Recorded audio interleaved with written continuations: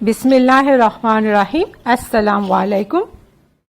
Channel इल्म का खजाना में आज की वीडियो इंतहाई मालूमाती है, जिसमें शब कदर की फजीलत, फिर शब कदर की अदम तयन में क्या हिकमत है और इसके अलावा शब कदर की क्या क्या अलामतें हैं, उन सब के बारे में बताया जाएगा। वीडियो शुरू करने से पहले एक छोटा सा सवाल है।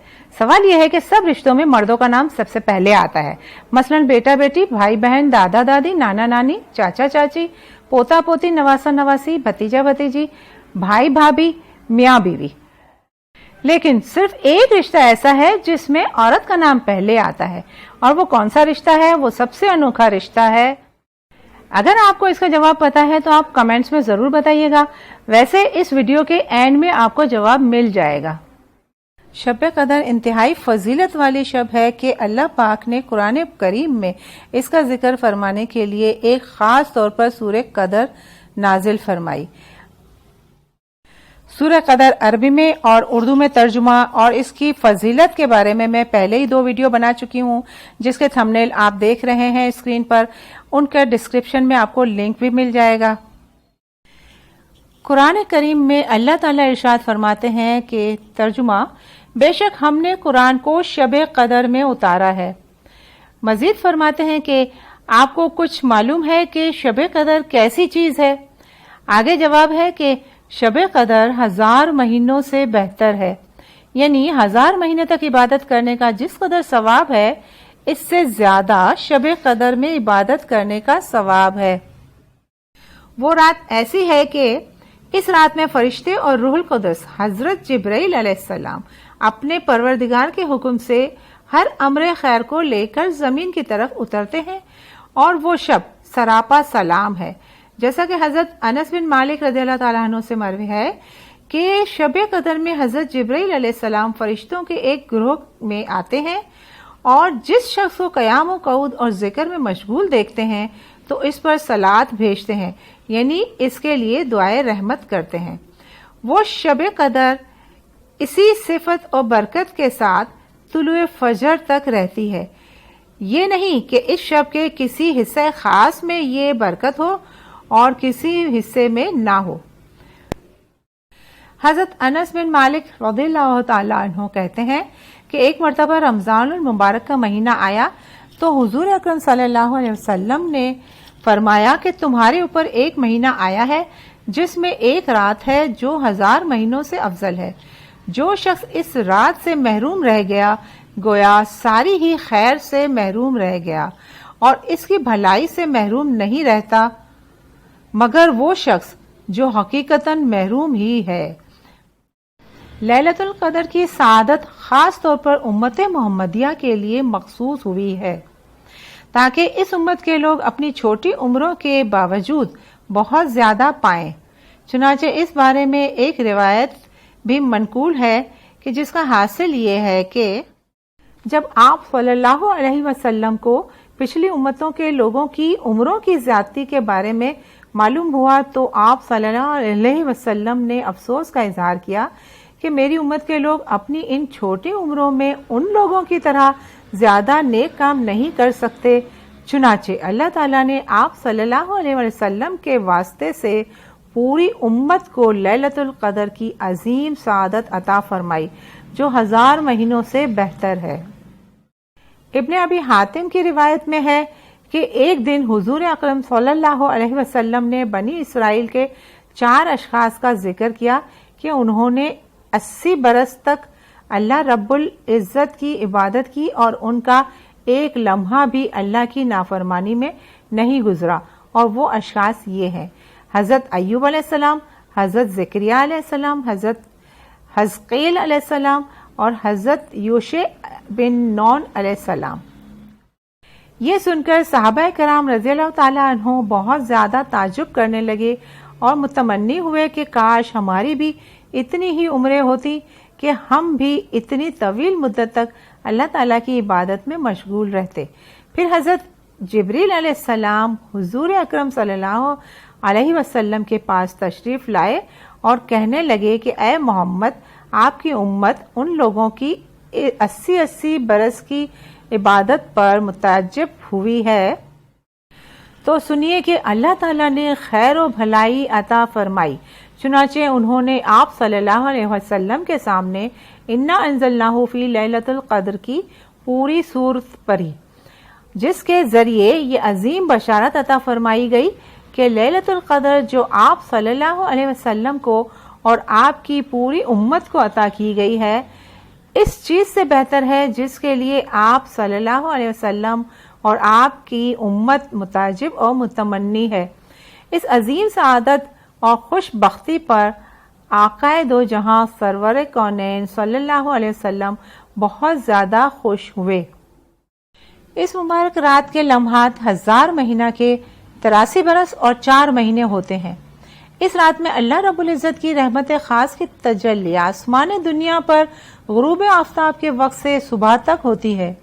اس شب میں ملائکہ اور ارواح طیبہ صالحہ اور عابدین سے ملاقات کے لیے اترتی ہیں۔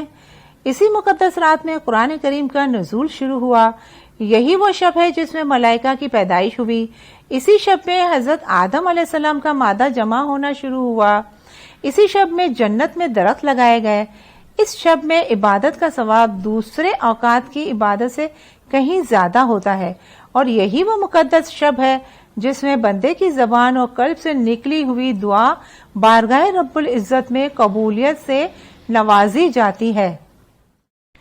شب قدر کو پوشیدہ رکھنا اور اس کی عدم تعین میں کیا حکمت ہے؟ شریعت نے واضح طور پر کسی شب کو متعین کر کے نہیں بتایا کہ لیلۃ القدر فلاں شب ہے، گویا اس شب کو پوشیدہ رکھا گیا ہے۔ اس کی وجہ یہ ہے کہ اگر واضح طور پر اس شب کی نشاندہی کر دی جاتی تو عبادات و اطاعت کی طرف لوگوں کا میلان نہ رہتا، بلکہ صرف اسی شب میں عبادت کر کے یہ سمجھ لیتے کہ ہم نے پورے سال کی عبادت سے بھی زیادہ ثواب حاصل کر لیا۔ اس لیے اس شب کو متعین نہیں کیا گیا تاکہ لوگ عبادات و اطاعت میں ہمہ وقت مصروف رہیں، صرف اسی شب پر اعتماد کر کے نہ بیٹھ جائیں۔ مجھ کم فہم کی سمجھ کے حساب سے ایک وجہ یہ بھی ہو سکتی ہے کہ انسان کی یہ فطرت ہے کہ اس کو جو چیز آسانی سے مل جاتی ہے وہ اس کی قدر نہیں کرتا۔ مثلا ہم پیدائشی مسلمان ہیں، ہمیں اپنے دین کی وہ قدر نہیں۔ اگر ہم نے اس کو تلاش کیا ہوتا اور جستجو اور محنت کے بعد اس دین میں داخل ہوئے ہوتے تو شاید ہم اس کے زیادہ اچھے قدردان ہوتے۔ لہذا شب قدر کو بھی پوشیدہ رکھا گیا ہے تاکہ مسلمان اس کو تلاش کرے، اور پھر اس کے بعد جب حاصل ہوگی تو اس کی خوشی بھی زیادہ ہوگی، اس کی قدر بھی زیادہ ہوگی، اور ہم اس سے مستفید بھی زیادہ ہو سکیں گے انشاءاللہ۔ آپ کے ذہن میں اس کی کوئی وجہ نظر آ رہی ہو تو آپ کمنٹس میں ضرور بتائیے۔ علماء لکھتے ہیں کہ جو شخص پورے سال عبادت الہی کے لیے شب بیداری کو اختیار کرے گا تو انشاءاللہ اسے شب قدر کی سعادت ضرور حاصل ہوگی۔ اسی لیے کہا گیا ہے کہ ترجمہ یعنی جس شخص نے رات کی قدر نہ پہچانی، یعنی عبادت الہی کے لیے شب بیداری ہی نہیں کی، وہ لیلۃ القدر کی عظمت و سعادت کو کیا پہچان پائیں گے۔ شب قدر کی علامات۔ حضرت عبادہ بن صامت رضی اللہ تعالیٰ عنہ نے حضور اکرم صلی اللہ علیہ وسلم سے شب قدر کے بارے میں دریافت کیا تو آپ صلی اللہ علیہ وسلم نے ارشاد فرمایا کہ رمضان کی آخری عشرے کی طاق راتوں میں ہے، 21، 23، 25، 27 اور 29، یا رمضان کی آخری رات میں۔ جو شخص ایمان کے ساتھ ثواب کی نیت سے اس رات میں عبادت کرے اس کے پچھلے سب گناہ معاف ہو جاتے ہیں۔ اس رات کی علامتوں میں کچھ یہ ہے کہ وہ رات کھلی ہوئی چمکدار ہوتی ہے، صاف شفاف، نہ زیادہ گرم نہ زیادہ ٹھنڈی بلکہ معتدل، گویا کہ اس میں انوار کی کثرت کی وجہ سے چاند کھلا ہوا ہے۔ اس رات میں صبح تک آسمان کے ستارے شیاطین کو نہیں مارے جاتے۔ نیز اس کی علامتوں میں سے یہ بھی ہے کہ اس کے بعد کی صبح کو آفتاب بغیر شعاع کے طلوع ہوتا ہے، ایسا بالکل ہموار ٹکیا کی طرح ہوتا ہے جیسے کہ 14ویں رات کا چاند۔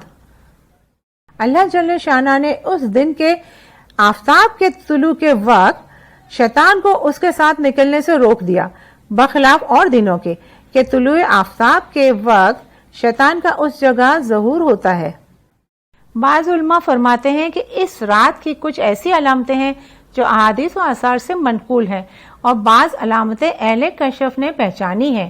چنانچہ ایک جگہ ارشاد ہے کہ اس رات میں درخت بارگاہ رب العزت میں سجدہ ریز ہو جاتے ہیں اور زمین پر گر پڑتے ہیں اور پھر اپنی اصلی حالت میں آ جاتے ہیں۔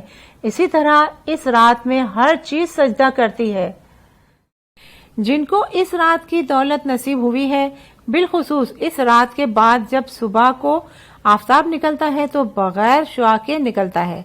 یہ علامت بہت سی روایات حدیث میں وارد ہوئی ہے اور ہمیشہ پائی جاتی ہیں۔ اس کے علاوہ اور علامتیں لازمی اور لابدی نہیں ہیں۔ عبدہ بن ابی لبابہ رحمۃ اللہ علیہ کہتے ہیں کہ میں نے رمضان المبارک کی 27 شب کو سمندر کا پانی چکھا تو پانی بالکل میٹھا تھا۔ ایوب بن خالد رحمۃ اللہ علیہ فرماتے ہیں کہ مجھے نہانے کی ضرورت ہو گئی، میں نے سمندر کے پانی سے غسل کیا تو بالکل میٹھا تھا، اور یہ 23ویں شب کا قصہ ہے۔ لیکن صحیح بات یہ ہے کہ اس شب کی تعین کے سلسلے میں ان چیزوں کا دیکھنا شرط نہیں ہے، کیونکہ اکثر لوگ اس مقدس شب کو پا لیتے ہیں مگر نہ تو وہ درختوں کو سجدہ ریز دیکھتے ہیں اور نہ تمام چیزیں سجدہ کرتی نظر آتی ہیں۔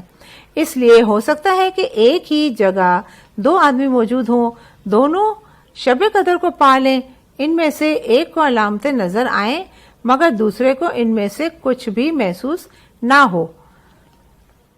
بہرکیف سب سے بڑی علامت تو یہ ہے کہ اس مقدس رات میں عبادت الہی و ذکر و مناجات، خضوع و خشوع اور حضور و اخلاص کی توفیق حاصل ہو جائے تو جانیے کہ یہ عظیم سعادت حاصل ہو گئی۔